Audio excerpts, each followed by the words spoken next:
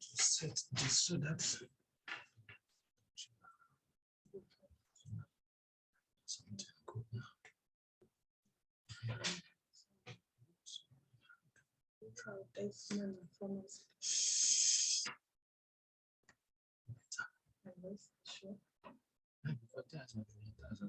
So that we'll see. Will you be able to see the stuff?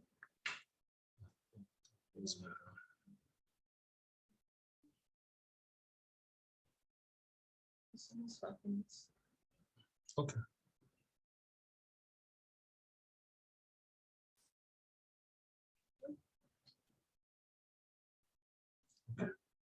Start video.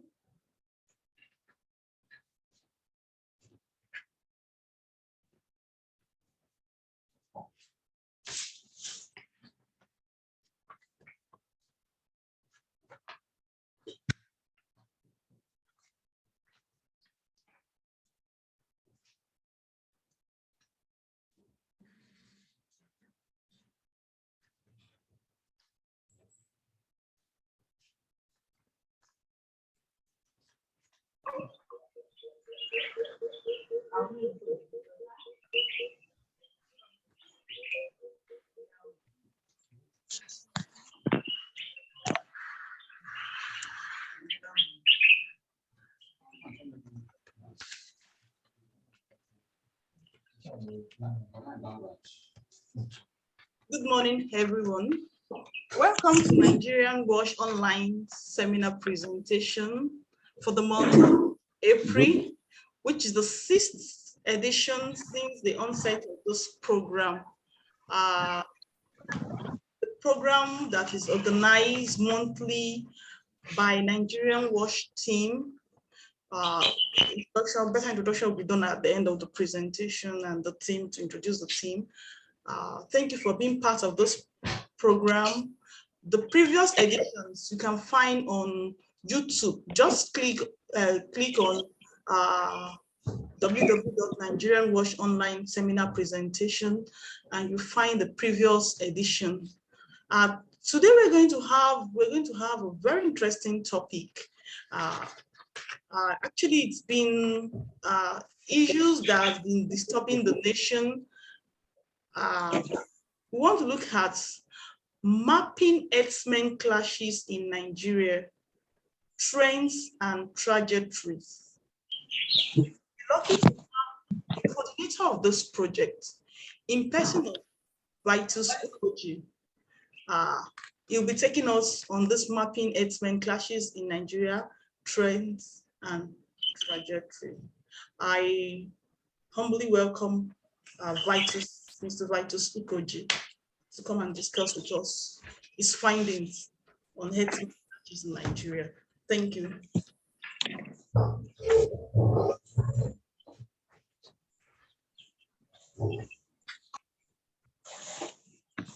Good morning, everyone present. It's a pleasure to have people like you around to discuss on one of the most current issues in Nigeria.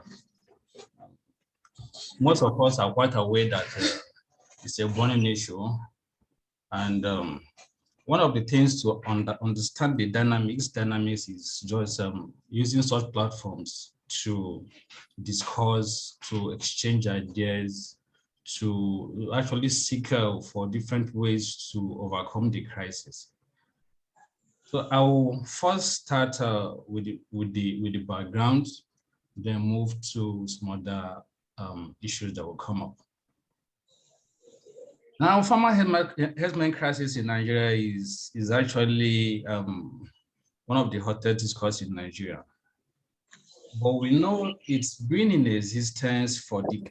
It didn't just start recently. I mean, all across Europe, Asia, Africa, there have been issues, clashes between farmers and herdsmen, pastoralists, or you can call them transhumans, pastoralists, depending on the concept you are interested in. But the basic thing there is that it didn't start today. It has existed for decades. So, but as time goes on, the trajectory started changing to the extent that the headers crisis became one of the most contested issues in the country. Now, in 2015, the Global Terrorism Index ranked Fulani militants the 4th deadliest terror groups in Nigeria. I mean, globally, that actually shows the intensity of the crisis, the seriousness of the conflict across the globe. The report also showed that deaths occurred mostly in Benue, Kaduna, Nasarawa, Plateau, and Taraba states.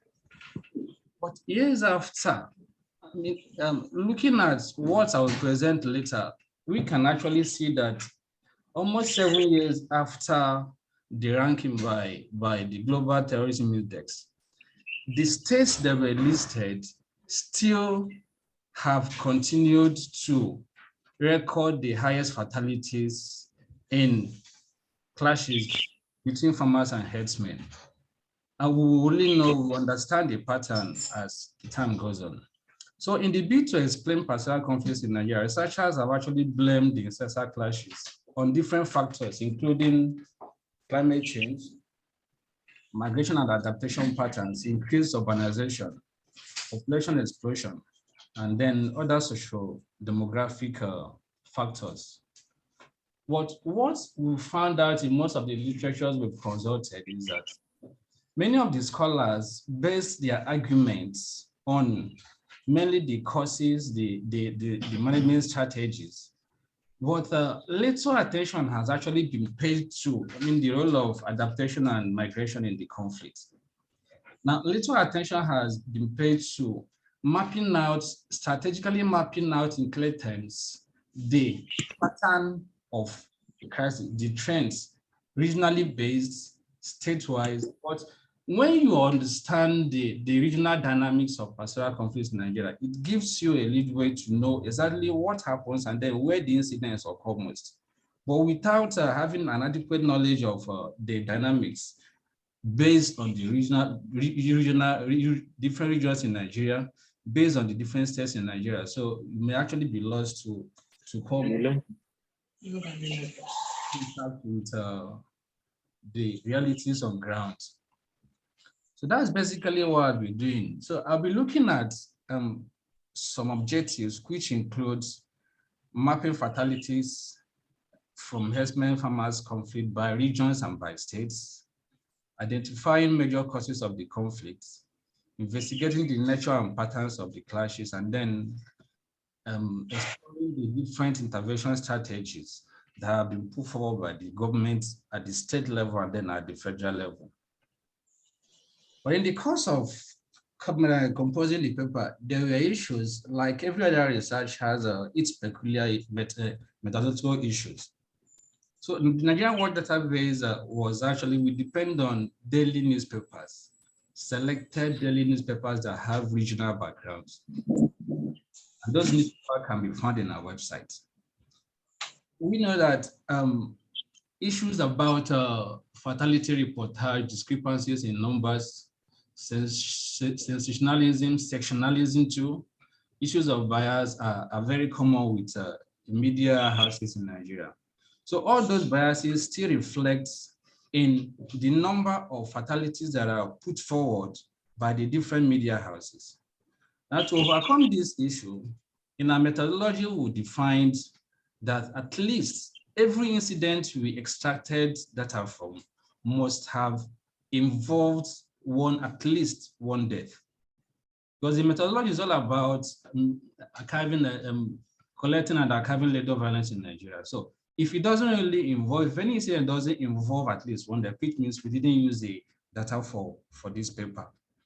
Then the period under review, we covered from 2006 till present.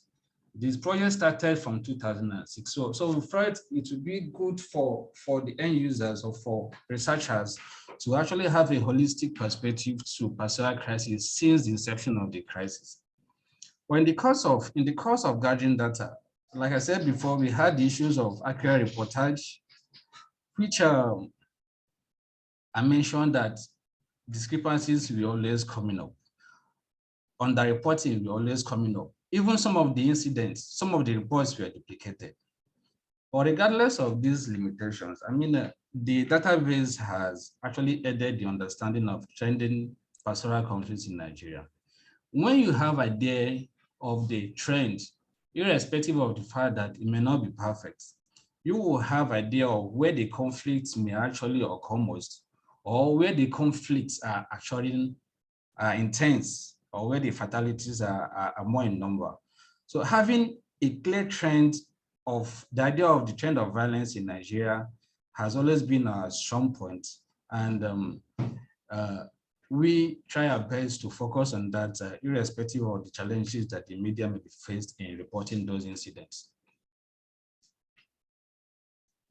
Now to the main issue, mapping attacks, mapping violence involving farmers and herdsmen.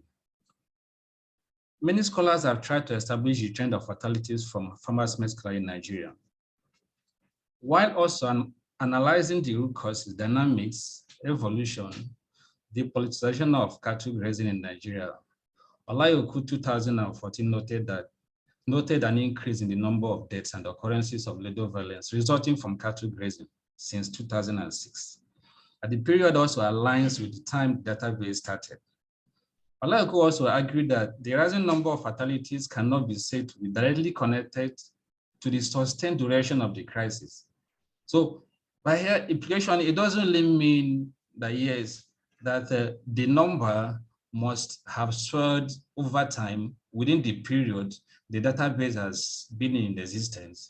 But so he was of the view that the duration, he was of the view that the use of sophisticated weapons, which kill faster than the traditional dangles, machetes, spears, arrows, has actually contributed to the increase in the number of victims that arise from herdsmen farmers crisis. Also in 2017, the National Agricultural Extension and Research Liaison Services revealed that clashes between farmers and herdsmen had already occurred in 31 states out of the Federation, 31 states. But in the course of this work, our finding shows that till at present, the number of affected states have already increased to 36, including the Federal Capital Territory. The only state that has been exempted from reporting a little incident involving farmers and herdsmen is only Lagos State. The argument that Lagos State has been free, somehow free. Now we have to bear in mind that what the database is all about is incidents that involve fatalities. In Lagos, it may not actually mean that there have not been incidents involving farmers and herdsmen, but in our own perspective, in our own context, those incidents did not report fatalities. So that is the basis why Lagos did not record any fatalities, apart from every other state, the country, including the FCT, have recorded at least one death.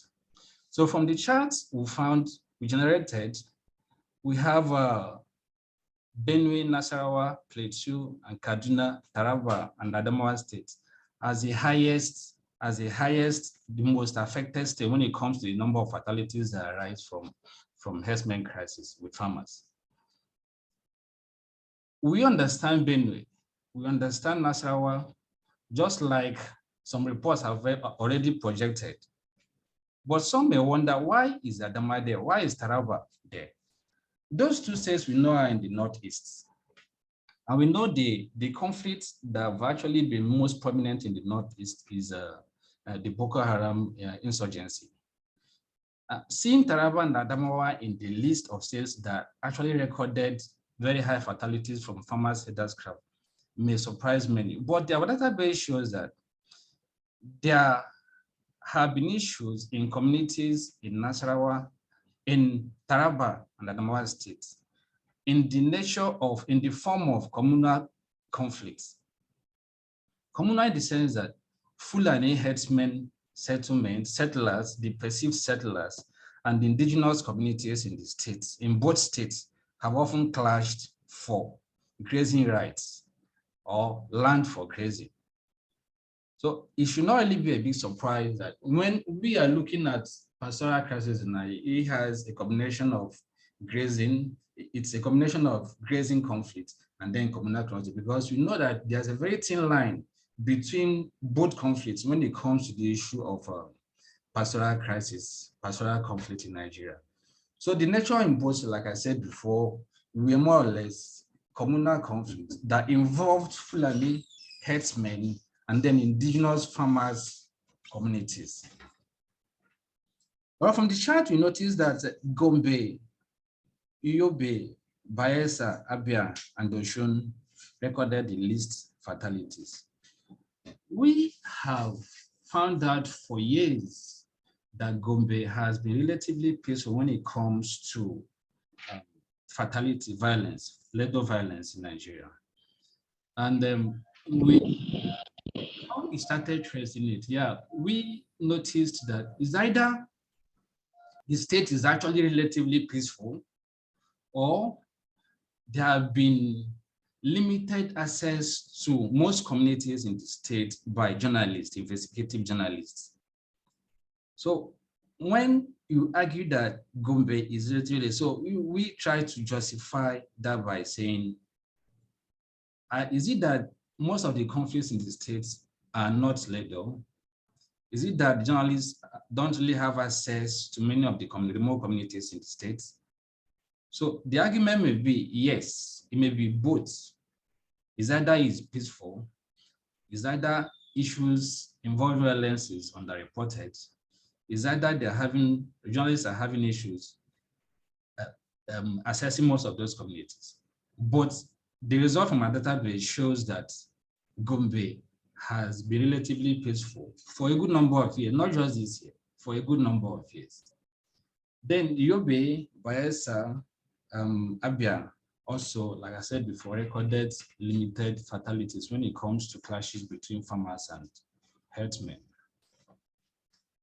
I went further to look at the regional dynamics of the conflict. A lot of scholars have written about the North Central being the epitome of being the most affected zone in region in Nigeria.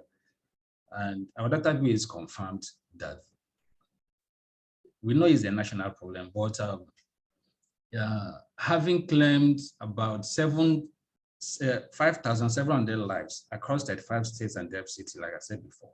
So the North Central has been the most affected, accounting for 3,154 deaths. From out of 5,700 deaths, only one region accounted for 3,154. That's more than half of the entire overall fatalities. So that shows you the intensity of the clashes in the region. So after North Central, we had the Northeast, where Adamawa and Taraba falls into, contributing 991 fatalities. The Northwest, 894, the Southeast, 247, and the Southwest, 147. The Morgan 2016 confirmed that there have been farmers herdsmen in various states from Zamfara in the Northwest to Rivers in the South over the last 6 years. So he is of the opinion that yes, it has a national scope, irrespective of the fact that the conflict may be concentrated in one region. Yet, we have 36 states and the Federal Capital Territory, and out of that 36, you have 35 states that are already affected. That shows you is a national issue, not just a regional issue. Though the scale of attacks may vary by region, patterns of attacks remain the same. We will come to this in the course of the presentation. So while some of the victims were killed in the grazing fields, especially farmlands, others lost their lives during raids on farming communities. Wet season agricultural performance survey report claim for land ownership remain okay. Wet season agricultural performance survey reports claim that land ownership remains a major cause of pastoral conflict across the different regions. So the variations that may occur from the regions may not actually change the root causes of those crises in those regions. So we're looking at land as a major conflict, and then it cuts across the different regions in Nigeria. I still went further to analyze the fatalities from former Herdsmen crisis in the North Central. Because he recorded the highest fatalities, we need to break it down to know why and then where it occurred most. North Central has recorded the highest number of fatalities from Herdsmen crashes. Like Global Terrorism Index reported that most of the deaths from such conflicts occurred in the Nigerian Middle Belt, in particular in the states of Benue, Nasarawa, and Plateau. And that's one of our findings. The first top 5 affected states were from the Middle Belt area, the former Middle Belt region. So 7 years after the report, here the trend has remained the same. Benue has continued to dominate other states with 1,364 deaths, followed by Nasarawa, Plateau, and Kogi. So killings most times occur during grazing hours and during reprisal attacks on farming communities, like I said before. What the case of Benue has actually been interesting in the sense that following the implementation of the grazing law in the state by the government, there have been more reported attacks on farming communities by the perceived aggrieved Fulani herdsmen who believed that they were targets of the law.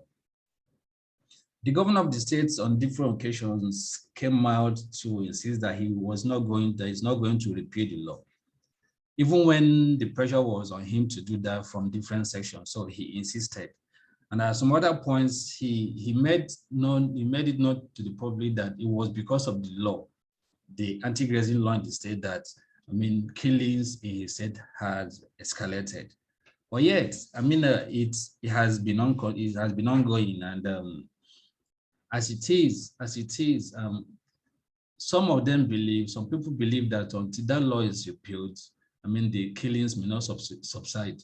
But others believe that even when the law is repealed, the killings will continue. So at this point, I'm not even sure that the state government is going to repeal the law, unless maybe a new government comes into governance. Then in Taraba State, clashes between the two actors assume the form of communal clash, mostly involving TV farmers and herdsmen clashes. The TV ethnic group has a very large population in Taraba, in Benue, in Plateau, and there's some other adjoining states. So it's been ongoing for years. It's not only been clashes between TV and then the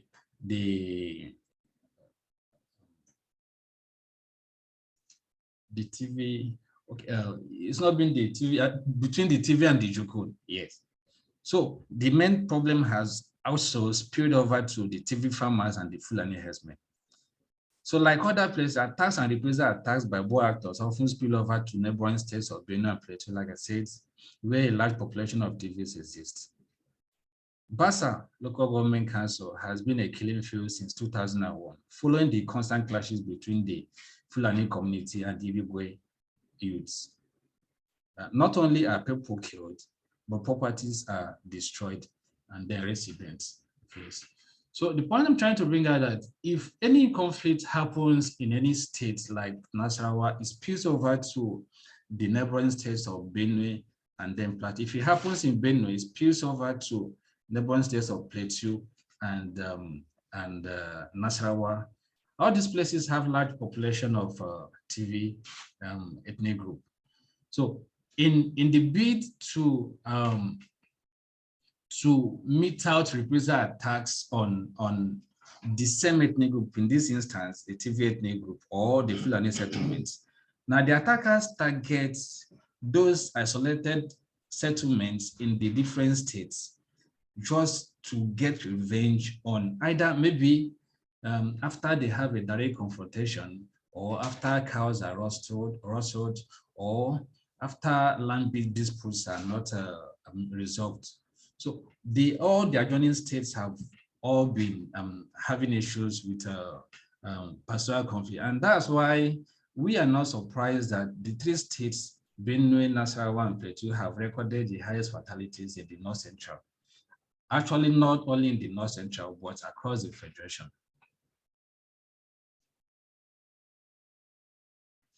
Looking at the Northwest, the same Global Terrorism Index reported listed Kaduna State as one of the most affected states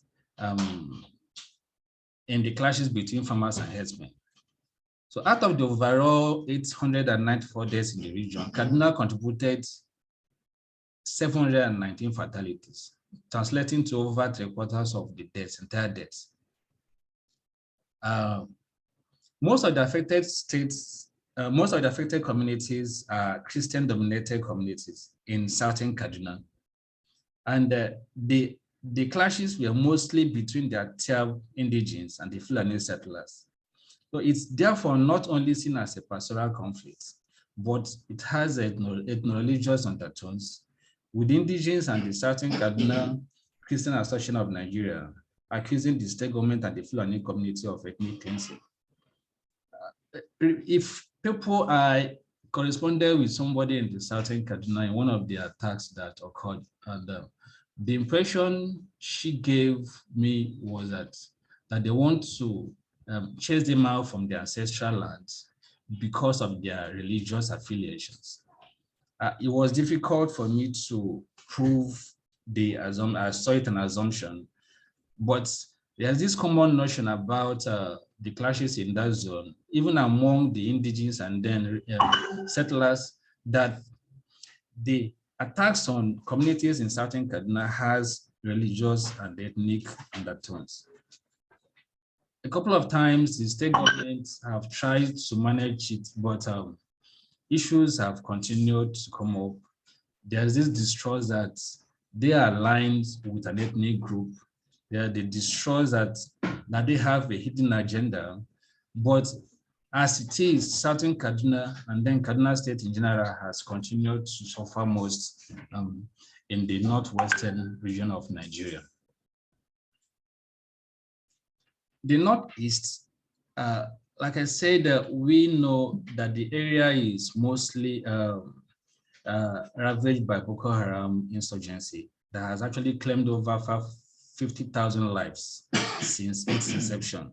However, clashes between herders and farmers were rampant in some communities in the region, claiming about 991 lives. Taraba and Adamawa states, like I earlier mentioned, recorded the highest fatalities.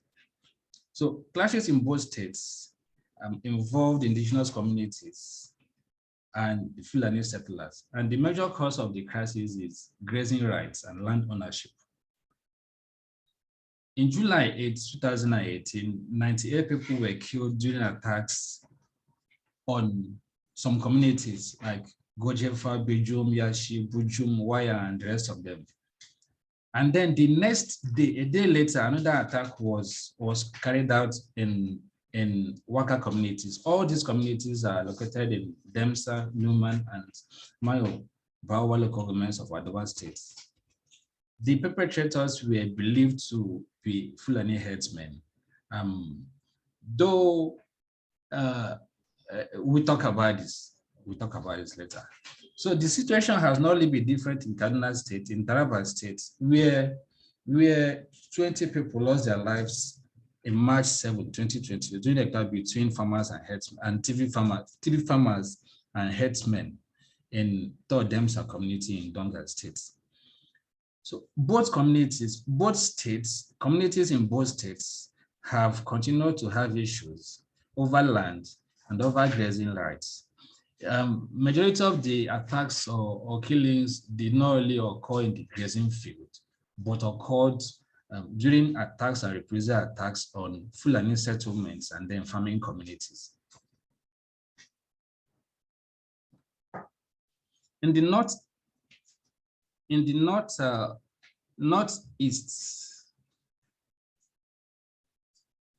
the south, in the south-south. In the south-south, we actually recorded recorded 149. How are you? But majority of the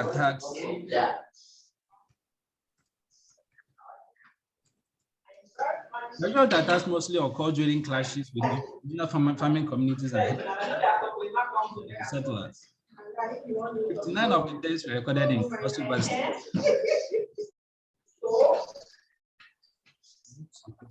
I'm trying to. Can you switch off the mic of one Rasak me? I'm doing that. Thanks. Okay, sorry for the interruption. So Cross River State recorded 59 deaths from clashes between farming communities and then Fulani community settlements. Deaths are also recorded the highest fatalities in the region, where many of the victims were killed during grazing and then reprisal attacks on farming communities.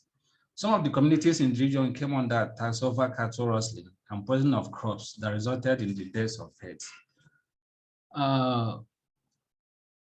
One of the things we found out is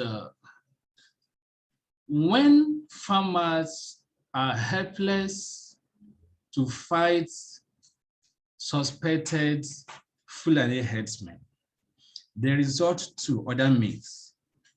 And one of the means is they either poison their crops, which eventually after consumption, most of the cows will die, or they engage in criminal activities that target rustling of those cows and selling them for economic reasons.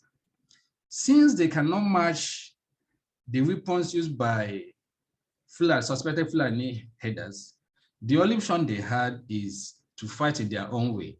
And that's through poisoning of cows, poisoning of crops that kill the cows, and then cattle rustling.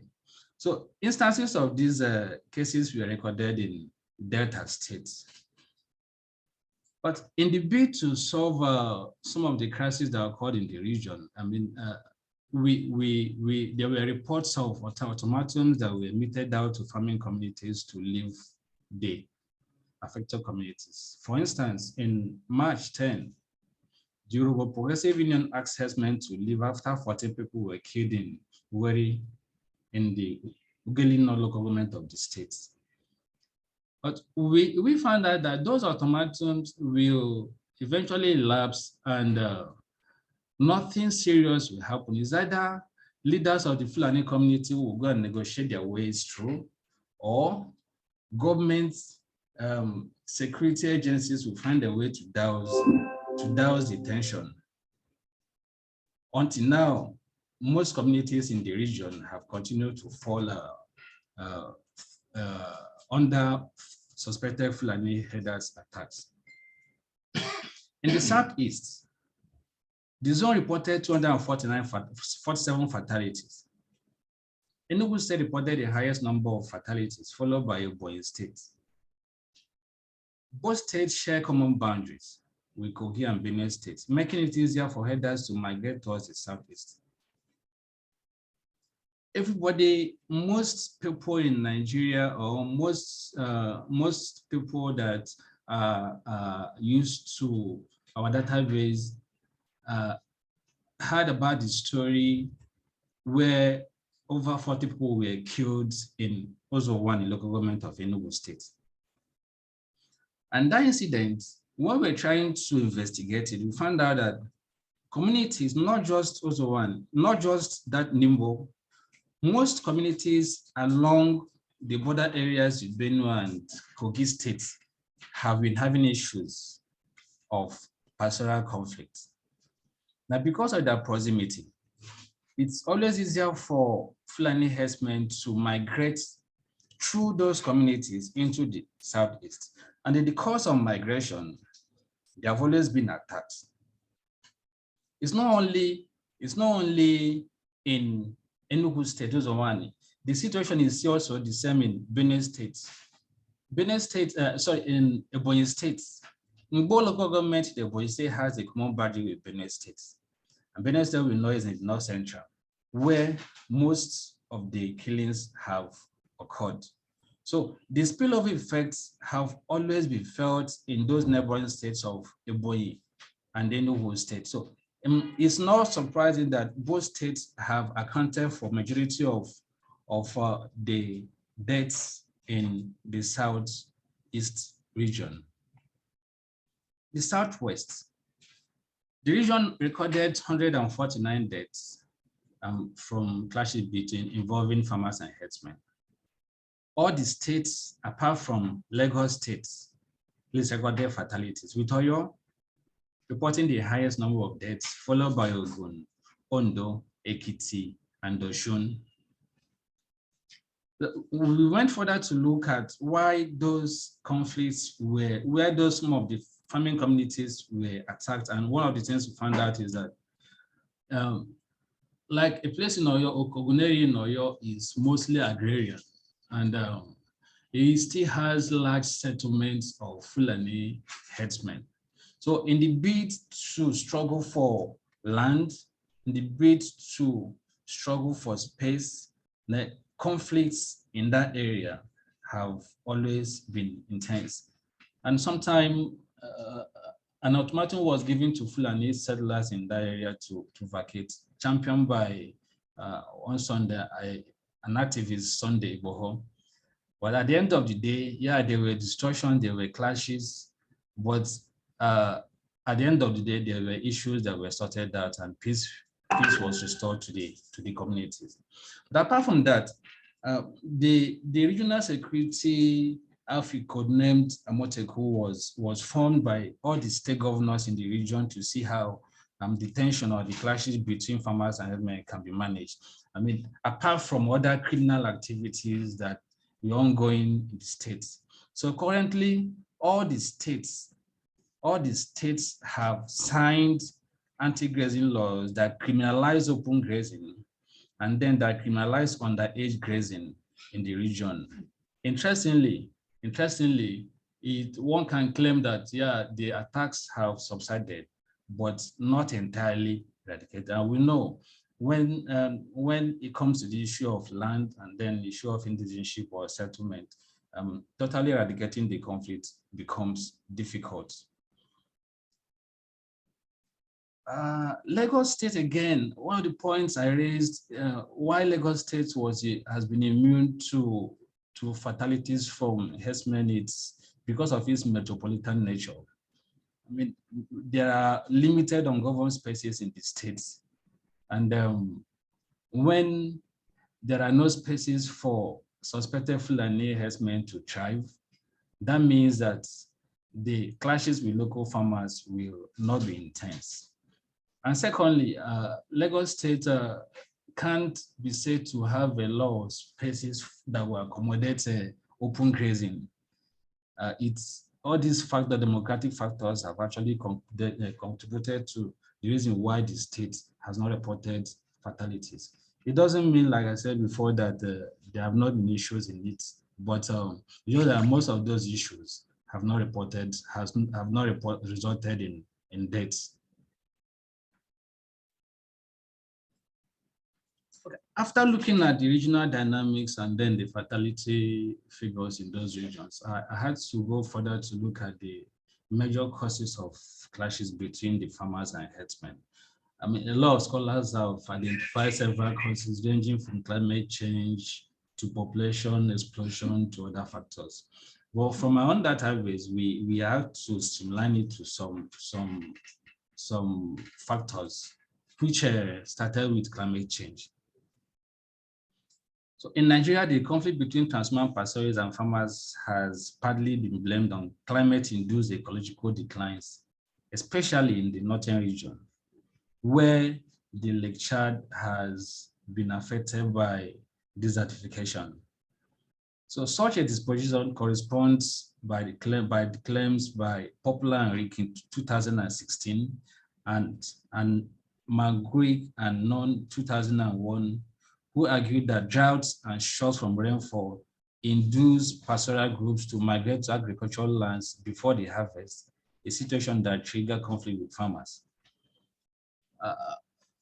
I can remember in some of the media reports we used for our work, President Buhari came out openly and then discussed the impact of Lake Chad desertification on the conflict that involved farmers and herdsmen. So from these points now, we can actually know that those climate-induced incidents or factors trigger migration. And as those Fulani who are dependent so much on, adequate grass for feeding their cows, now it triggers them to migrate towards the south where they can have access to enough land and then grasses for their herds. But in the course of the movement, we know that conflict comes with movement, goes with conflict. So in the course of them, where they come in contact with farmers, and then because they have a culture of equating the cows with human beings, it is a culture that actually made the cows parts of them, of the graders. That because they will feed the cows, they graze on farmland irrespective of what the consequences the outcome may be. So the conflicts keep arising when farms are grazed on. Then in the bid to forget to sort out the problem, crops are poisoned, more cows are killed, reprisal attacks are meted out on those farming communities. So I was saying any attempt to impede the grazers from grazing on those fields, we always resort to fatalities, either in the form of raids on communities or, clashes in the grazing field. It all boils down to how climate change induced movements now towards the south, and in the course of the movement, how conflicts arise between farmers and herdsmen.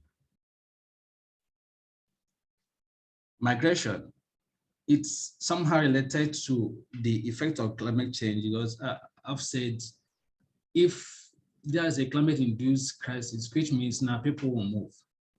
But in this context, Nigeria is a signatory to some ECOWAS Transhumance Protocol of 1998 and ECOWAS Protocol of Free Movement of Goods and Persons in West Africa, which has both protocols created a borderless region and common citizenship in West Africa.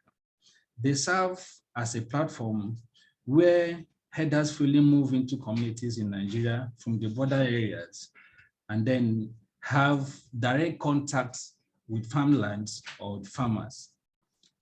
Deleuze and Guattari in 1988 argued that nomad is violent and destructive, the personification of the movement itself and the movement of life itself. By implication, as they move, they care less about farms. All they know is they graze on whatever they have, because it's already part of them, is a culture, is part of them. And then the movement itself is always conflictual. It's a bit difficult, a farmer watching his farm being grazed by crops and then not react. But unfortunately, because they can't boast of better weapons than the grazers, the herders, at the end of the day, they are majorly the victim of attacks. Well, migration has continued to trigger pastoral conflicts in Nigeria involving farmers and herdsmen. Land, water, under scarce resources. Land has always been central to pastoral crisis in Nigeria and many parts of the world. This fact was acknowledged by Conroy 2014, who argued that Nigeria is a country rife with conflicts and disputes over land issues. But major contenders to limited land in Nigeria are the farmers and herdsmen. In the course of our work, we've identified, we've noted that when it comes to pastoral crisis in Nigeria involving farmers and herdsmen, both groups are the major protagonists. We'll look at other protagonists in the course of the presentation. Van Hu 2015 studied the newspaper reporting on conflicts in Nigeria from 1991 to 2005 and showed that 35% of conflicts reported in the country were between farmers and herdsmen. Two factors that lay claim to scarce resources. Also, the Nigeria Water Database has indicated that 3.79% of all deaths in Nigeria between 2005 and 2014 resulted from land issues and cattle grazing. It therefore means that conflict between both parties have been a major source of fatalities, especially in some communities in the North Central and then some other regions in Nigeria. But land has always continued to be a major factor. Population urbanization and unemployment rates. McGuick and Nunn 2001 agreed that determinants of migration and conflict cut across wide stream of social, economic, ecological, behavioral factors, including unemployment, search for cheap labor, social and political aggression, and individual attributes and motivations. We cannot detach population explosion from pastoral conflict in Nigeria. It's a bit difficult because the more people, the more the population increases, the more pressure mounts on available resources, the more pressure mounts on social amenities. And if eventually there's this competition for that scarce resources, there are bound to be issues. In the incidents involving farmers and herdsmen, formerly grazing routes that were allotted the herdsmen, I mean, in the current situation or in the present times, have all been converted to farms, mechanized farms, subsistence farming. They've been converted, so there are no clearly laid out grazing routes for herders. Then farmlands that were previously used by farmers have been affected by urbanization. A lot of developments, estate building are ongoing, and these are on areas on land that were previously used for farming. So there's this competition for that scarce resources, and there has always been a major factor in the conflict between farmers and herdsmen. Nigeria, knowing the size to meet up with the demand of land or other resources, herders care less where a herder cares less where he grazes his cow. Well, where he grazes his cow because he wants the cows to feed well and grow fat. And then knowing that the size of the cow determines the economic gain he will make, any available farmland becomes an advantage for him. And any attempt to stop him from grazing leads to conflict and loss of lives. It then means that violence becomes an option for the protection of the socio-cultural and economic heritage of an average Fulani herdsman who believes that he has rights to feed his cows, he has rights to graze anywhere in the country, being a citizen of the country, that he can move around without any restriction, without any attempts to impede the movements. Another cause of herdsmen crisis in the farmer settlement crisis now identified is ungoverned spaces. Ungoverned spaces, there have been arguments over the role of ungoverned spaces in the farmer-herders conflict in Nigeria. Actually, the concept refers to the physical territory and the non-physical spaces that lack effective state control. A couple of analysts have argued that such spaces offer multiple benefits to armed groups, including the Fulani herdsmen, the criminal elements among the Fulani herdsmen, and then provide safe havens, training camps, secure access to and storage of weapons, and then smuggling activities. The ungoverned spaces, when states cannot govern their territories properly, other non-state actors are likely to take advantage of that loophole. There have been unconfirmed reports in this sense, where some helicopters were assumed to have transported arms, delivered arms to a group of perceived Fulani herdsmen inside the thick forest. But the question is, how are we sure that they were Fulani herdsmen? How are we sure that such helicopters delivered arms to them? But when you dig deep, you still find out that it has to do with the ungoverned spaces, because those camps are right there inside the thick forest. Nobody cares to know what happens there. So it can be a location for arms storage. It can be a training camp.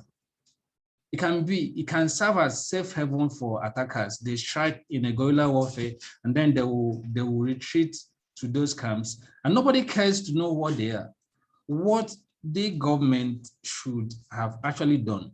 Now, claiming that the Land Use Act is under the government, which means governance of those spaces should actually be the sole responsibility of the government too.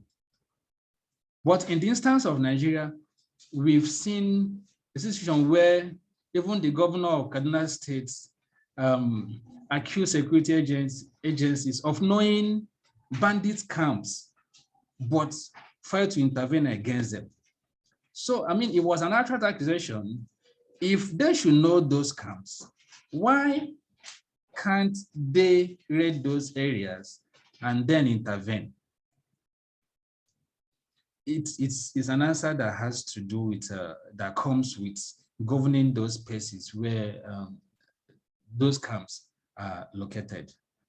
So presently, government is not only battling with managing the conflict between farmers and herdsmen, but being faced with the criminally minded herdsmen who have been recruited by syndicates to carry out nefarious activities in the society, operating from those ungoverned spaces. So until we find a way to manage to govern those spaces, I think those camps may not even be identified. Even when they're identified, and nothing much may be done to dismantle them unless there's this political will to go after them, unless there's this encouragement by communities to trace those camps and then report to security agencies for appropriate actions. Nature of attacks. It's not every time that clashes between farmers and herdsmen are violent.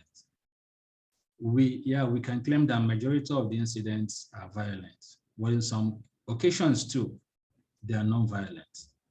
They are violent, involving the use of sophisticated weapons, spears, arrows, cutlasses, and daggers. But on the other hand, it's not only the herdsmen that are violent, farmers too are violent. In the bid to protect their farms, in the bid to protect their lives, they use weapons, we may argue crude weapons, at their disposal to fight back the attackers, the aggressors. In Kaduna, a couple of reports, many incidents were reported where after Fulani herders attacked some farming communities, youths of that farming communities will carry out reprisal attacks on Fulani settlement. So both the farmers and the herders have often been victims of violent clashes between the two actors. In as much as the majority of the clashes involving farmers and herdsmen are violent in nature, instances where non-violent approaches were adopted were captured by Nigerian Watch. Such strategies included the use of dialogue and trade-offs, compensation for damaged crops and rustled or poisoned cows. For instance, in February 2001, the governor of Abia State actually confirmed that the state government pays herders 100,000 naira for each cow killed as a result of the clashes between them and farmers. And on the same time, pay 100,000 naira for any farmland verified to have been trampled on or destroyed by stray cows in the state. This is a perfect non-violent strategy towards managing of the crisis. But now we can ask ourselves, how sustainable will that approach be? It may just be an immediate response to an incident, a violent incident. But in the nearest future, are there frameworks? Is the strategy backed by the law? What is the level of awareness between the farmers, among the herdsmen, that if you destroy anything, you pay? Or does it mean that it's the government that will pay on behalf of the herders or on behalf of the farmers? So there has to be a law that will stipulate all these processes. At the end of the day, the awareness should be created among the farmers, among the herders, that if anything goes wrong, this will be the implication. This will be how the process is going to be processed. That would be a buffer to herdsmen farmers crisis in most states if the approach will be adopted or accepted by all the parties involved. Apart from compensations, we have other forms of non-violent ways. We have peaceful protests. The communities will gather, especially victims, will gather and then march to the state government, asking them to take immediate action towards the peaceful resolution of the conflict involving the farmers and the herders. Then we have the issuance of ultimatums to vacate affected communities too. At the end, will all this non-violent means work? Has he ever tried to curb the clashes between farmers and herdsmen? I guess who will know the answer? Yeah, to a great extent, it might have helped, but with the numbers still swelling almost on monthly basis, it has done little to manage the conflict. Looking at the patterns of attack, what's the dimension that the clashes involving herdsmen and farmers assume? Does it really involve direct confrontation with the perceived aggressors? Does it involve ambushes, kidnap, destruction of farm produce? So one of the patterns identified there is direct confrontation. A majority of the clashes involve confrontation. Clashes erupt during open grazing, during raids on communities, and each of the parties will always try to find ways to mitigate the impact of the clash by using every available means to defend or to attack. So mostly over 3/4 of the incidents involve direct confrontation. Ambushes. There are incidents where in Delta, in Enugu to be precise, where farmers were ambushed in the course of going back, returning from farms, or going to the farms. Those ambushes were targeted at eliminating them, or kidnapping them for ransom, or killing them outrightly. But in those instances, the herdsmen ambushed their victims, attacked them, killed them, and then made away with whatever they feel, or just had direct access to their farms for grazing. But we still don't have to forget that just like farmers are ambushed in some occasions, herdsmen too are ambushed. But when it comes to the impact on herdsmen, I think we found out that majority of the ambushes on herdsmen are targeted at rustling their cows, not stopping them from grazing. When those cows are rustled, they either used, resold, or they are consumed. But we still have to know that most times, some criminal gangs may be part of these ambushes. The criminal gangs who may want to take advantage of the already precarious situation to get what they want, they form gangs, they raid cattle settlements, they ambush herders in the grazing field, and they rustle their cows. So ambushes are still common when it involves the crisis between farmers and herders. Then destruction of farm produce is another dimension. Rape is a major dimension, though it may not really be common in most communities, but in some communities where there are strict cultural restrictions for rape, I mean, it has become a norm that is either the suspected Fulani herdsmen or other criminal gangs take advantage of such communal laws to inflict psychological pains on the farmer generally. If you know that a community has a law against that don't favor rape victims, maybe in the form of stereotyping, in the form of stigmatization, then as a Fulani herdsman, the best way, one of the ways you can attack that community is using that platform, using that strategy against the farmers. So in Enugu, there are a lot of Enugu Delta State, there are a lot of incidents that not only were the women abducted, they were raped and then sent back to their communities. So where such laws exist, it becomes a problem for those women. It becomes a problem for their husbands. It becomes a problem for the entire farming community. Knowing that there are already laid down laws that affect such victims of rape. So how will they solve the problem unless they'll try as much as possible to avoid, coming in contact with the aggressors? Or one of the ways is ostracize the person after some time, call a person, but when that person must have been psychologically balanced to live up with the rape incident.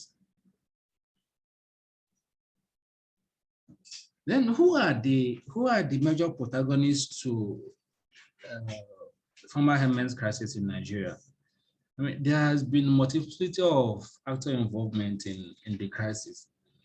A lot of times we've heard that the aggressive Fulani herdsmen are foreigners that migrated into the country. We heard that they are locals, that locals don't carry arms, that all these narratives point out to the fact that there are many actors in the crisis. And some of the actors we identified were herdsmen, mostly the Fulbe, who have the majority of who dominate other pastoral groups in Nigeria. Say they are the largest sociocultural group in West Africa and have a strong grip on the economy and politics of Nigeria. Their migratory patterns are coordinated, making it easy for them to seize and occupy ungoverned spaces before expansion into communities of interest. So though they are regarded as the main perpetrators, they also suffer losses when their heads are also the poison. They suffer stereotypes from the host communities and the media, who often frame them as deviants, even when they are the victims. Then farmers too, like the herdsmen, they are the major actors to the crisis. So like the herdsmen too, we might agree that they suffer more than the herdsmen because the attraction there is that their farms are destroyed, their crops are destroyed, their communities are raided and destroyed. They are the ones being displaced. So we can say that they are the main victims of the crisis. But in some instances, when they try to fight back, they suffered more fatalities and displacements. Vigilantes and regional security affairs are another protagonist to the crisis. That in the quest for survival and protection, many communities form vigilante outfits to ward off the aggressors. Though they are armed with light weapons, yet they use spiritual means to augment whatever they have. When kidnapping was rampant in the Southwest, coupled with the increase in herdsmen attacks, all the governors came together and then formed to fight criminality.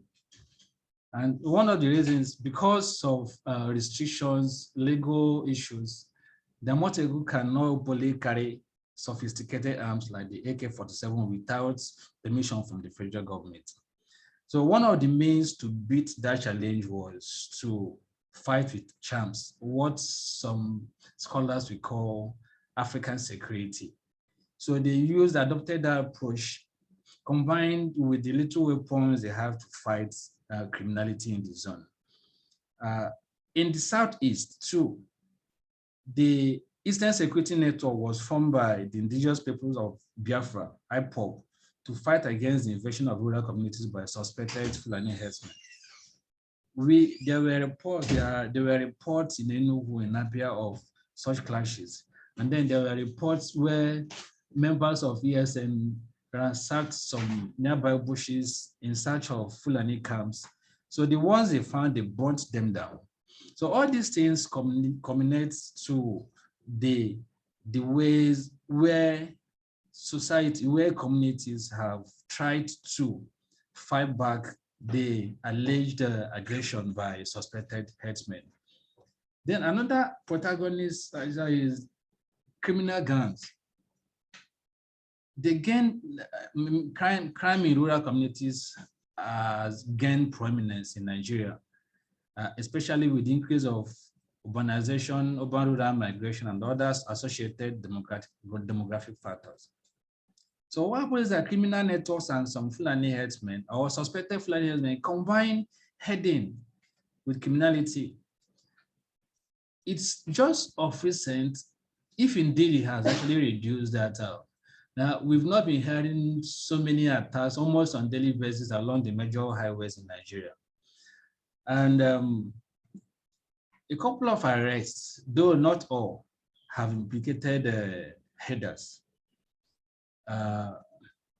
So in that kind of situation, they become major protagonists to the farmers' main crisis because they not only engage in kidnapping or other criminal activities, they combine it with heading, and then the target remains farming communities, commuters on the highways, and then prominent people in the society.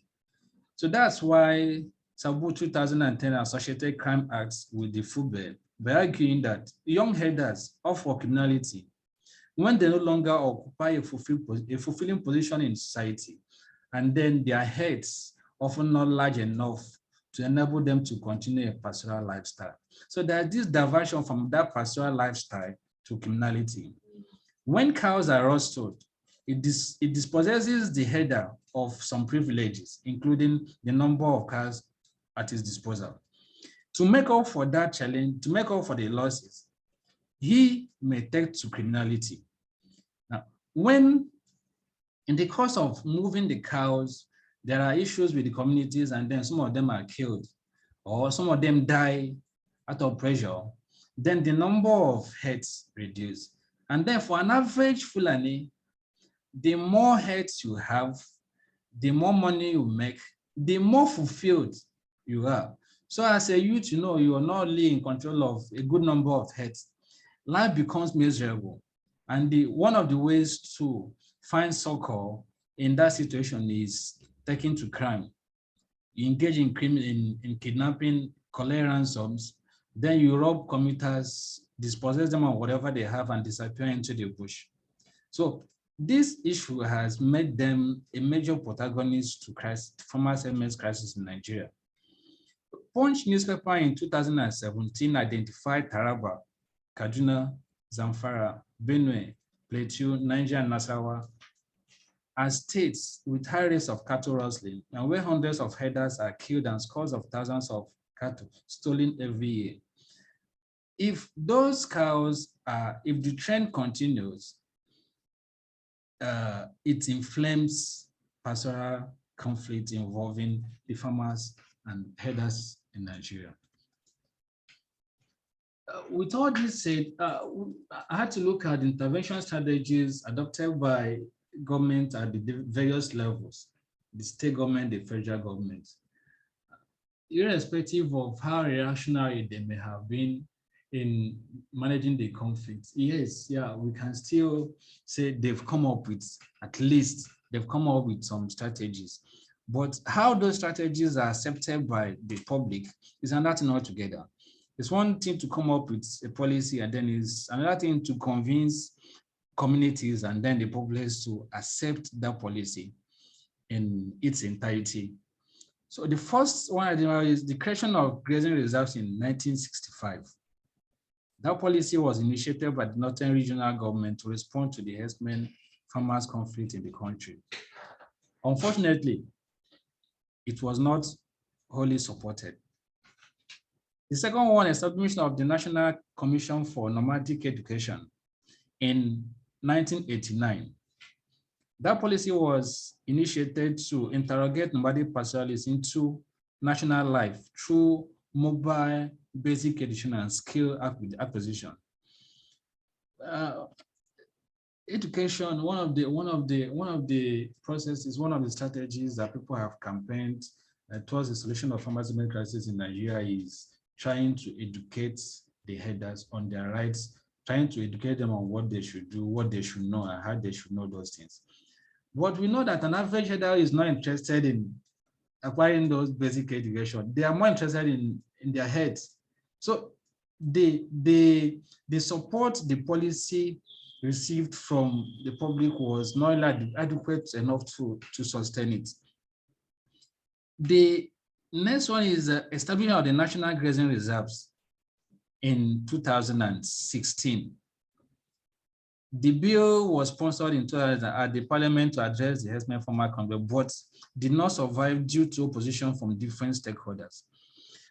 If I could remember what that policy was accused of favoritism, favoring some ethnic groups over the Southerners.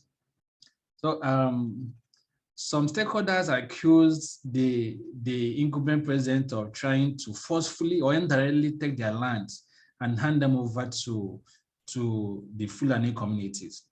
Based on that suspicion, based on that assumption, the bill didn't sell. The fourth one is the proposed cattle ranching system in 2018. Government approved a 10-year national livestock plan at the cost of 179 billion naira. The plan will communicate in the 794 ranches in 10 pilot states of the Federation. Again, that policy was only successful in some northern states, not in the South, based on the distrust the Southerners have against the Fulani herdsmen. The fifth one, you have legislation prohibition open grazing. Legislation prohibition open grazing. This one now tries to, it's at the state level, for instance, in the Southwest, where all the state governments passed anti-grazing laws. Now in the bid to solve the problem that involve farmers and herders. It's because it's state-oriented, because it emanated from the state level, the policy was wholly accepted by the states in that region. But I mean, there were still reactions from the northern states who felt such policies were targeted at Fulani herders, trying to restrict their movement. But the argument went on for some time until it still calmed down. Presently, those laws are being implemented in all the states in the Southwest. Then the second to last one is the Green War Agency of the federal government, 2013. The policy tried to establish the Green War Agency to tackle desertification. Having identified desertification as one of the major problems that trigger mass movement from the northern region to the south, the government deemed it necessary to see how they could fight it. What at the end of the day, we can say that it's still somehow limited to the north because, I mean, the south may not have issues of desertification. Then the last point here is the use of armed forces to curb internal security. Clashes between farmers and herdsmen is part of our internal security. It's part of the internal security. So when every available option fails, when all the parties involved do not embrace the strategies, One of the points to use, one of the strategies is deploy the military into those communities. This strategy was used in 2001 when government deployed a special task force called Operation Safe Haven to check the insecurity resulting from herders farmers clashes in Plateau State. It may come with some challenges, but if every available option should fail, government feels that the presence of security agents will help in the settlement. So unfortunately, what we've read is that those agents, those operatives are often accused of favoritism. They're accused of being aligning with some ethnic groups. If a soldier is drafted into a community where the population is mostly dominated by Christians, I mean, I think the first point call is to be professional. What accusations over unprofessional conduct have always been reported in the national daily newspapers, and then we keep seeing such instances when we're having incidents in our database. So in conclusion, this paper has mapped the trend, patterns, causes, management strategies of the conflict between farmers and herdsmen in Nigeria. The main protagonists were identified, and then the nature of attacks were established. The regional trend showed that states in the North Central and the Northwest have continued to suffer the effects of pastoral conflict in Nigeria. The victims of attacks were either killed in the grazing field or during reprisal attacks on farming communities and Fulani settlements. So apart from the farmers and herdsmen being the main protagonists, criminal gangs have been part of the crisis, as they often collude with herders to kidnap for ransom and rob their targets. Thank you for being part of the process. We entertain your comments, observations, your questions.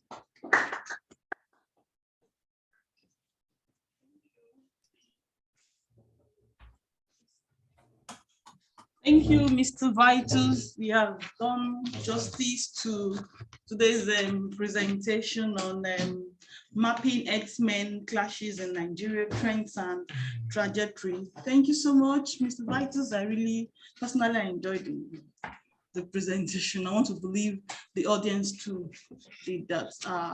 It's now time for questions. Do we have questions? Yes. Yes. Thank you, Prof. Yes. So yes.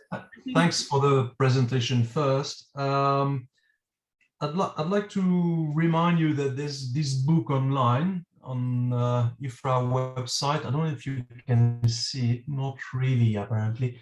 So it's Violence in Nigeria, and it's a qualitative and quantitative analysis of violence in Nigeria. And you can find it on the Nigeria Watch website or IFRA website.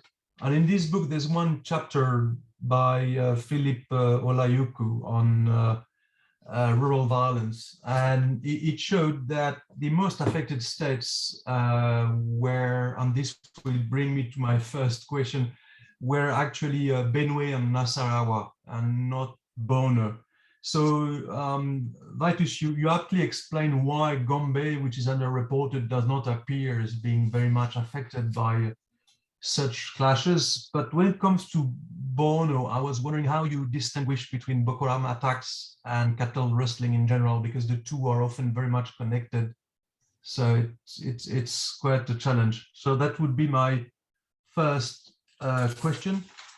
Then I was wondering how you follow the Global Terrorist Index that you mentioned, which is, I must say, quite controversial, because stigmatizing the Fulani cattle breeders as being one terrorist group makes a whole community seem to be engaged into terrorism. So there's been much criticism on that. So I was wondering, what's your take on branding cattle rustlers or gangs of Fulani herdsmen with arms attacking farmers or other Fulani groups? How do you consider them to be really terrorists?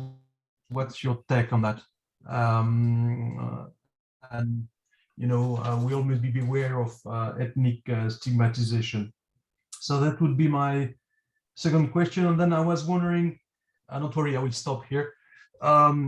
So you've been really focusing on clashes between herders and farmers, but we have also a lot of clashes between herders and a lot of clashes between farmers. So what do you do with these? How do you think that Nigeria database can cope with these other types of violence, which are very important?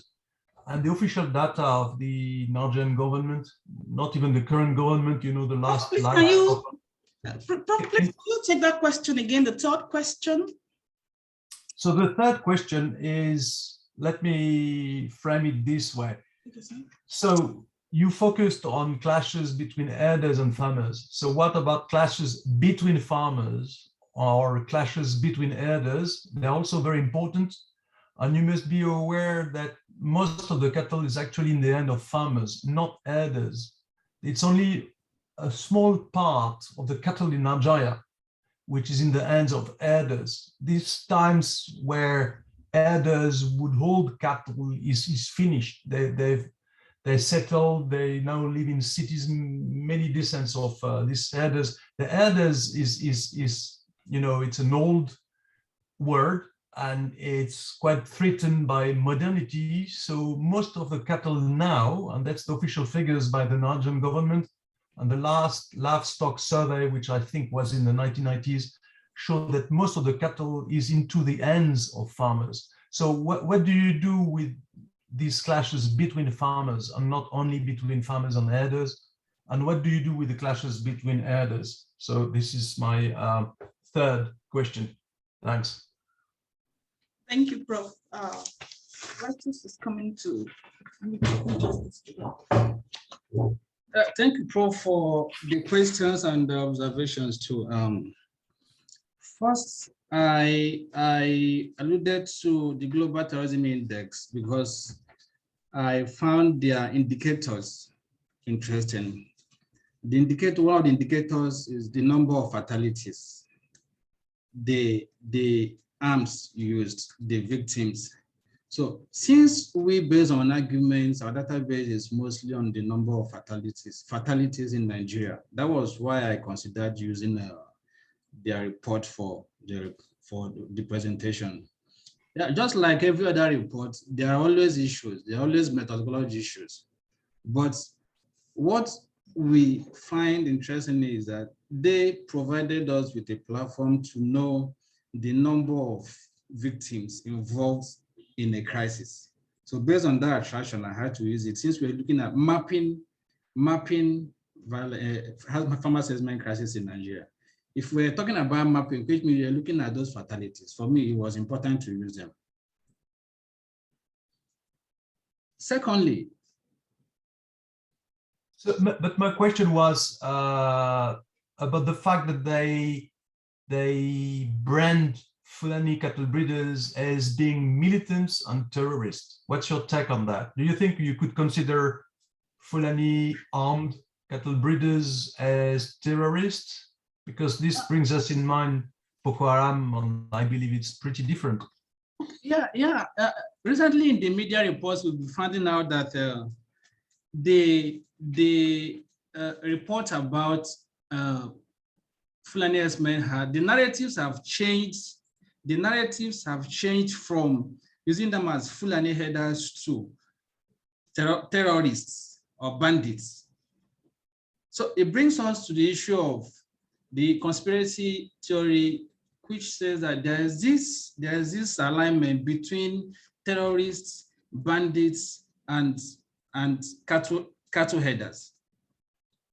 If the way they kill in mass can be equated with the way terrorists kill in mass, the arms they use can be equated with the arms terrorists use. So if we go by the number of fatalities, if we go by the arms used, if we go by the number of displacements, and then if we go by the media reports of recent, we can actually say that, yeah, it wouldn't be wrong to call them militants or terrorists. government has already declared bandits as terrorists, but I mean, there's this growing agitation that Fulani herdsmen should still be prescribed, that they should still be declared terrorists. It's still ongoing, it's an ongoing narrative. People are still arguing over it. So for me, I think if terrorists should be used to refer to them, it has to depend on their mode of attacks, then the weapons they use. It's not different from Boko Haram at present. So why don't you call cultists terrorists? Especially those who attack churches in Anambra State or River State, you know, and they perpetrate massacres that has nothing to do with Islam. And they also use the same type of weapons, you know. And why don't you call them terrorists then? You hardly see a situation where a core group will kill over 30 people at an instance. The attacks are often isolated. The Anambra incident had to do with some drug-related issues. So it was somehow personal, not perpetrated against a group of people in this sense, community, but against targeted individuals and their families. So you mean your benchmark is you are terrorist if you kill at least 30 people in one attack? No, I'm not saying the benchmark has to base on numbers. No, it has to be on the mode of attack. It has to be on the number of affected victims. Yeah. Thank you, Prof. Now let's looking at the modalities and the way they perpetrate this. I think we're actually waiting for the government to declare them terrorists. But in light of this, I also invite Dr. Victor Eze to say something to this before Vitus will continue in answering of the question. So Dr. Victor Eze, you are welcome. Please give your contribution to this. Yeah.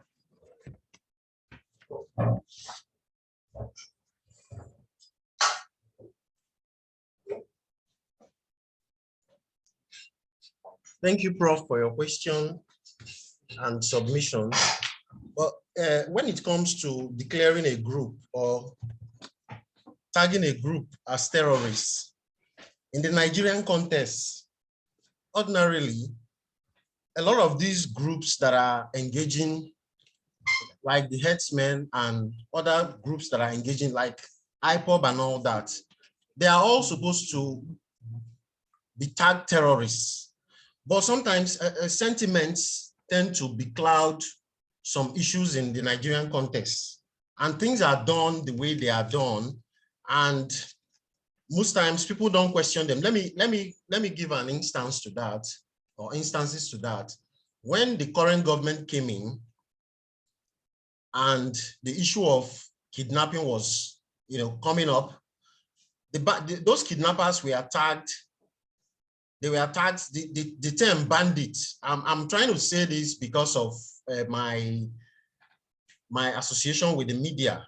The term banditry was more or less was employed to frame the activities of these kidnappers and criminals or hoodlums who engage in things like that. And you find out that the Nigerian media became careful of trying to call, even when these guys are caught and the police even states that these people are from a particular ethnic group or something like that, the media kept on still, using the term bandits. That was when we started seeing the effusive use of the term banditry. Any attack, they call it banditry. So, but with time, and with instance of activities like the bombing of the train in Kaduna and other things like that, we are now seeing a change in the employment of another terminology. We are seeing the increasing use of the word terrorists. And we know that in Nigeria, calling a group terrorists, the government tries to play a key role in that by trying to go to court to brand these people terrorists. And we know that recently, the Attorney General of the Federation also rushed to court to brand some kidnappers, some bandits, so-called bandits, people we used to know as bandits before in Kaduna and and the close by environs, rushed to court. The guy employed, the man employed a particular classification, mentioned names of specific bandits that should be classified as terrorists. And so with that, we are now seeing a new employment of this term, terrorists, that we usually associate with Boko Haram, ISWAP, and all that. So now we are having to see that some of the activities perpetrated by people like even some herdsmen and all that, they're increasingly being called bandits, called terrorists. So the use of the word terrorists is now being associated with most activities. If you get current newspapers and all that, that's what you see. They are being called terrorists, so that it sinks into the psyche of the average Nigerian that these people are terrorists. But another thing we are not seeing to it is equal power of the law that is employed in the prosecution of people who engage in terrorism. For instance, if you look at situations or scenarios of the activities of IPOB and all that, or people, members of the group who have been caught, they are taken to court, they are tried. Some of them are held in various detention centers across the country. But in the case of this so-called new terrorists, let me use that word, terminology, we've not seen a push to capture these guys and put them in dungeon or try them, legally, so as to kind of make Nigerians know that make Nigerians know that that for every crime committed, that there is a penalty to that. And with that, I want to also make a little contribution and also ask questions. I want to say that this. Okay. Please hold on for your question. Definitely have to. Okay. So thank you, Prof. I want to believe justice is done to the question you just asked. Yes, so we're going to also continue the question. We asked Mr. Vitus to do justice to the last question. Mr. Vitus, what can you say about the last question? Yeah, the issue you raised about the involvement of farmers and herdsmen, farmers versus farmers in the conflicts, or headers versus headers in the crisis is actually interesting. Well, we know that, yeah, some farmers are into heading, and that automatically makes them headers. Not because they are farmers cum headers, but because they head the cows, they are headers. But looking at our topic, we are more interested in mapping the clashes between, mapping herdsmen clashes between farmers and herdsmen. Not between herdsmen and herdsmen, not between farmers and farmers, or between farmers and herdsmen. That's the angle I took it from. Not maybe I may argue that it wasn't from a holistic perspective. I had to narrow it down to the conflict between farmers and herdsmen, not farmers versus farmers, or not herdsmen versus herdsmen. So that can come up. We can still engage in other investigations into those categories. Thank you, Prof. Thank you. Thank you, Prof. I believe justice is done to the question you had. Yes. Can we now move to other people having questions or wish to react to the presentation of today? Anyone? Okay, Mr. Magini, you can please go ahead and ask your question. Yeah. Can you, unmute? Unmute, yes. Yes.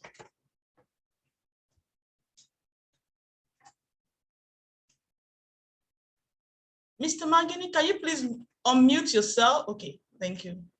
Yeah, good afternoon. Can you hear me? Yes, yeah, we can. Yeah, please, I just want to make a true observation to the presenter.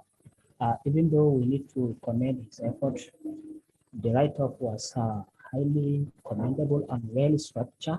Thank you. What I want to observe here is about issue of banditry and the cattle rustling in line with farmers harvest conflict. The presenter, he tried to show up the issue of conflict, harvest conflict in northwestern Nigeria, especially in Kaduna, southern Kaduna. I thought the presenter is going to discuss or differentiate between rural banditry and the clash between farmers harvest conflict in that region. This is because when you look at the most of the attack that were attacked by those rural banditry, so much to say that the attack was highly made by the rural banditry, not farmers themselves, because this is where most people, they will take the blame to those harvest and farmers people, or harvest and farmers, let me say, Fulani herdsmen. So in this case, if I were the presenter, I would try as much as possible to make sure that I try to differentiate between banditry and the farmers harvest conflict, because this is two things together, and you can't, match this thing together as one. Because for you to prescribe any group as a terrorism, it has to go to some certain conditions and based on the what international community oversees. So that is the observation that I just observed. And secondly, the structure of the work, even though the writer, when I read the what they call it, the slide, there was somewhere the writer mixed up with the British and the American style of writing. So I think the writer there needs to be specific, either to take British, style of writing, or American style of writing. So I think this is all my observation. And again, lastly, the writer, anytime if you want to make a presentation like this, I think he need to study things like this, because you can't just prescribe a group as a terrorist, because terrorism is a ambiguous with our so-called when you look at the issue of the ethnic discrepancy and the religious discrimination in Nigeria. So for you to prescribe any group, one has to be very careful before any presentation of any group. So this is my take on it. Thank you. Thank you, Magini. The presenter is going to do justice to this. Just to quickly remind you that it was noted that it did not fully recognize them as terrorist group. It said it's waiting for the government to declare them as one, but their model of operandis is similar to those declared as terrorist group. One of his colleagues further went on to describe that of IPOP and some of these terrorist groups. So we are yet to fully declare them as terrorist group, please. Thank you for this. I want to really thank you for this correction of structure of the work, picking up in the style of writing. Thank you for this, really commend you for this. And for the other question, I will give it to the presenter to do justice to it. Thank you. Yeah, thank you, Mr. Magni, if I'm right. Now, I only used the Global Terrorism Index to extract the information I needed. I actually didn't allude in the paper that Fulani herdsmen are terrorists. If you read through it, you will know that you notice that I was always using suspected Fulani herdsmen, because I know the framing criminalizes some of them even when they are the victims. I'm quite aware of it. So, but what I'm arguing is if you consider the modus operandi, the scale of fatalities, the scale of displacements, we can't argue that it's quite different from banditry. We can't. Yeah, but you've given me an insight. I should try and distinguish between banditry and farmers' herdsmen. Fortunately, we have another topic that deals of mapping banditry in the northwest Nigeria, nature and prevalence. It comes up on the 16th June to that. So that is actually where this issue will be sorted out. When I was presenting, I was saying reprisal attacks on farming communities. I couldn't actually believe it's pure banditry because the triggers are emanated from the field, killing of cows, rustling of cows. So they are reprisal attacks. I can't say it's pure banditry, but I mean, in the course of developing the paper, I will try and find a way to clearly distinguish both concepts. And thank you. Thank you, Mr. Mangini. I want to believe justice is done to your question. I think, yes, I saw someone has asked, do you still have question to ask? Okay, Dr. Adiola, do you still have a question to ask? Okay, thank you. Dr. Adiola Adams, you are welcome. Yes, it's like, okay. Sylvester's Eromosele, can you please? Okay, I can see your hands up. Yes. Can you please go ahead and ask the question? Sylvester Eromosele, can you please unmute yourself and ask the question?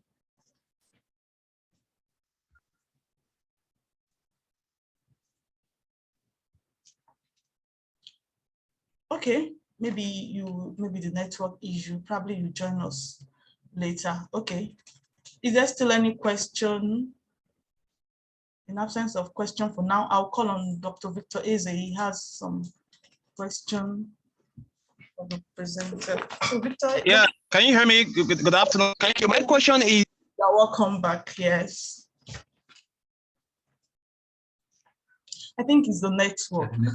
Yes, I think it's the network from Sylvester's end.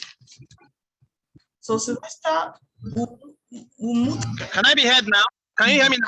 Yes, yes. Can you hear me? Yes, we can. Sylvester, we can.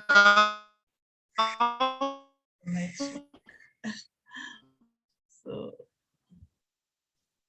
My question is, activities going on. So the issue of arguing whether IPOB or Fulani herdsmen are terrorists or not, how do we see it when they are Nigerians and yet we are called terrorists by international countries because of the activities of these organizations in Nigeria? Okay, Sylvester, I have something to say.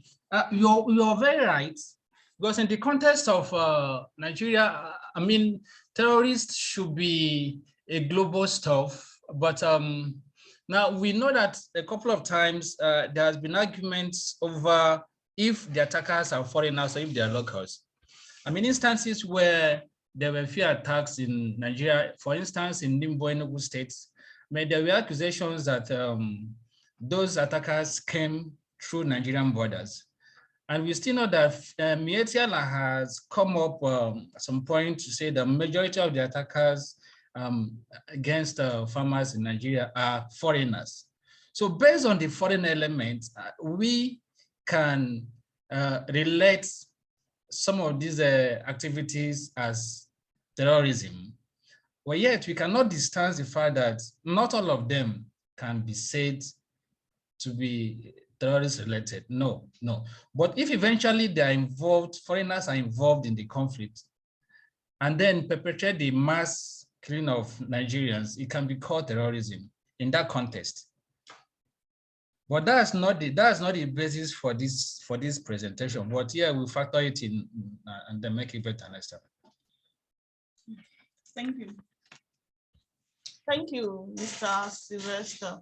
So we call on Dr. Victor Eze for his question. Dr. Victor Eze, you are welcome, please.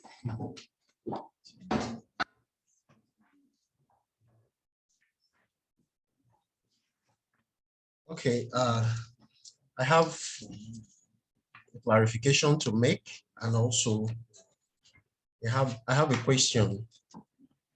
Okay, when the presenter was talking about how farmers or individual communities try to fight against the incursion of herdsmen, I also want to add that in places like Ondo, local communities also resort to use of African magic, like lightning, to try to dissuade herdsmen from having their communities as a place of abode, or even trying to ransack their farms and all that.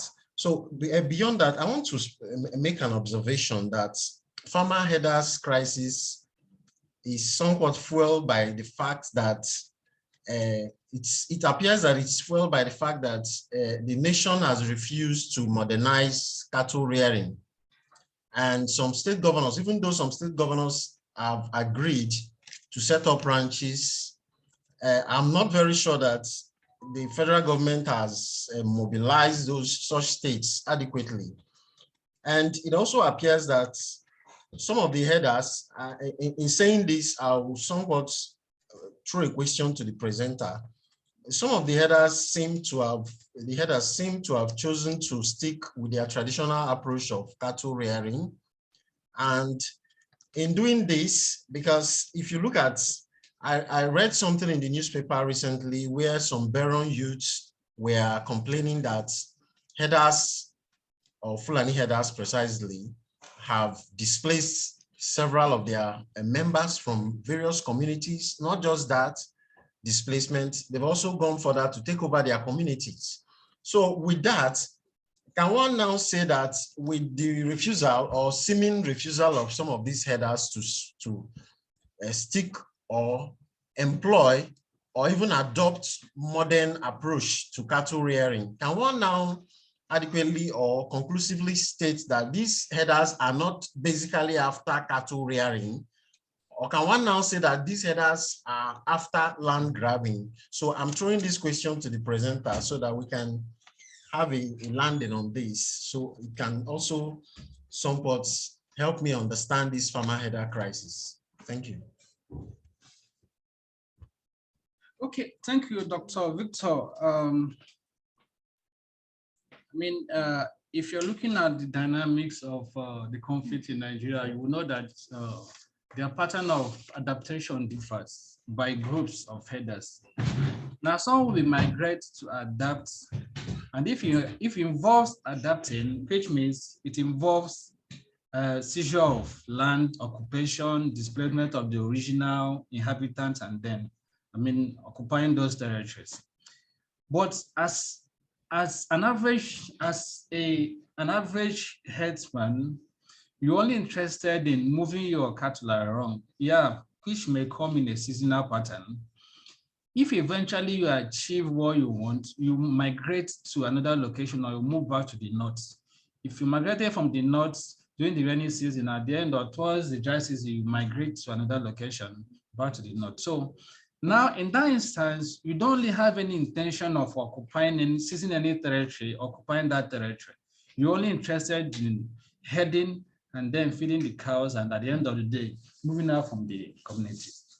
But we cannot still rule out that there are some groups that want to amass territories because they want to, what some Nigerians have called jihadism. You want to expand your religion, you want to expand your territory, you want to form new territories. For the purpose of, administrating those territories. So if it comes to that, which means it involves land grabbing. And in places like North Central, like Benue State, so the governor has come out to show that a lot of communities have been taken over by headers. So in that instance, it's all about land grabbing, not only grazing. But if it involves grazing, like I said, you only graze, you move down to the location you came down from in a seasonal pattern. Thank you, Victor. Yes, thank you. Dr. Adams. Dr. Adams. Hello, Dr. Adams. You're unmuted. You can ask the question. Okay, I'm here. Thank you welcome. very much, Mrs. Odoku. Well, my name is Dr. Adela Adams. I'm very pleased to be here.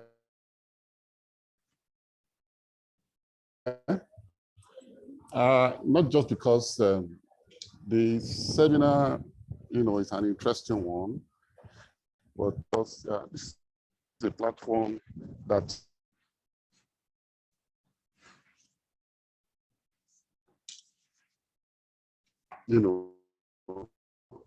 this is an innovation compared to when I was there.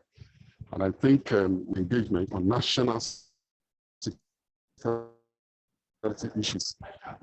So sorry, I couldn't really follow through all the presentation. But my own observation is that in making this presentation, we have to try as much as and tell us what Nigerian Watch does, the data, accessibility to data. How can those who are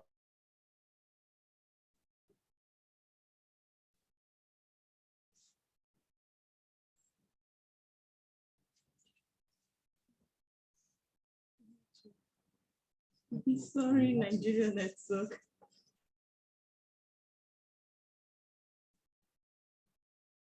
Dr. Adams?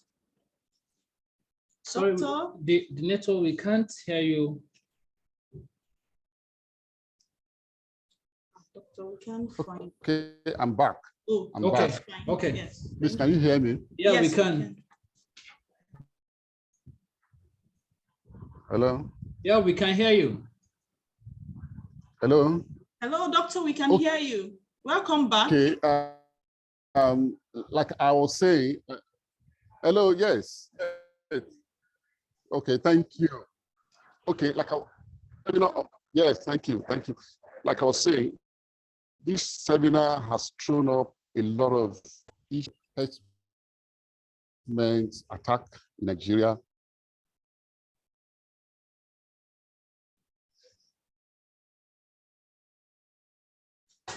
The analysis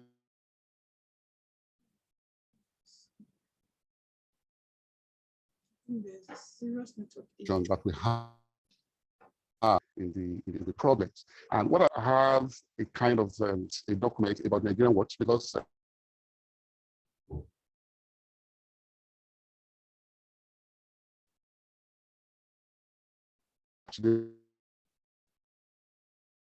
Doctor, I think the network is bad. Can you please type the question? Can you type the observation?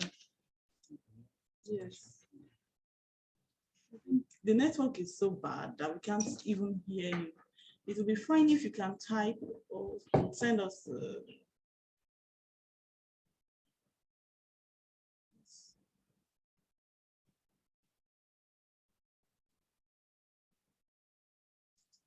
NS is trying to. The network is bad. If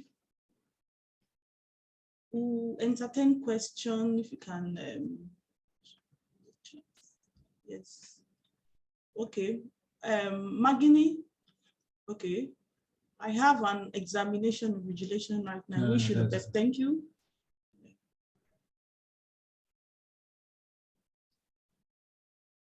Dr. Adams, we appreciate if you can type your message. We can read it out and do justice to that. And Esteban, if you also have a question, it will be fine if you can also do same. We want to appreciate everyone who has been part of today's presentation. We want to thank you for being interested in listening to this presentation. Is an online monthly presentation, and it's always come up on the third Thursday of every month. Next month, we are going to look at kidnapping in Nigeria, trends, protagonists, and targets. Kidnapping is a major issue. Even the train attack, some of the victims some were killed, and some of the passengers were kidnapped, and negotiation is still ongoing with federal governments and their individual family, and it's actually a trending issue. So we want to look at the kidnapping in Nigerian trends and protagonists and targets. It's going to be a very interesting time again next month with Nigerian Watch team in doing justice to this topic. Before we leave today, I just want to thank the brain behind this research, the person of Professor Marc-Antoine Perrault de Monclos. I want to thank you for being present today to listen to this research, to this presentation. I also want to thank the director of IFRA in person of Vincent Harry Barron.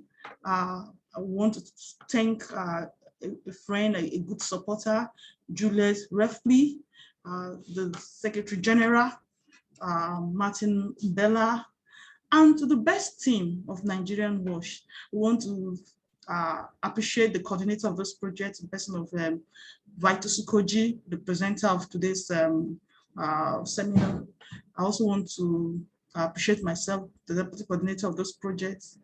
I also want to appreciate Dr. Victor Eze, the communication analyst in this team, and also Precious. I want to appreciate you. You're one of the best team. You are wonderful.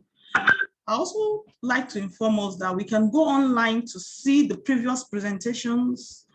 Today's presentation is the 6th presentation we'll be having online.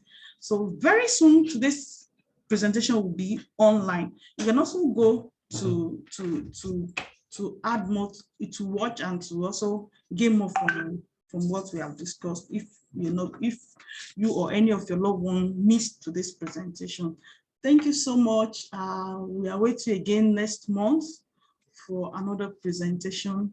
Thank you. We are grateful that you've been part of online Nigerian Watch online presentation. Thank you so much and good night. Thank you.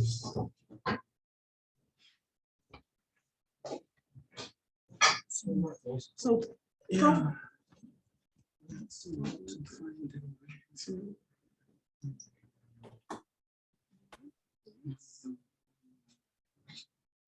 Okay.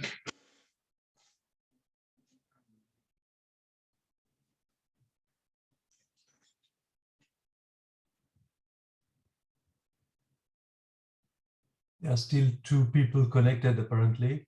Yes. And okay, 1. Okay, thanks. Can you remove the stop sharing the screen? So I would see you better. Yeah, okay, great. Can you So, how is everyone? Sorry, sir, just hold on. I want to stop recording it. Oh yes, sure. Okay.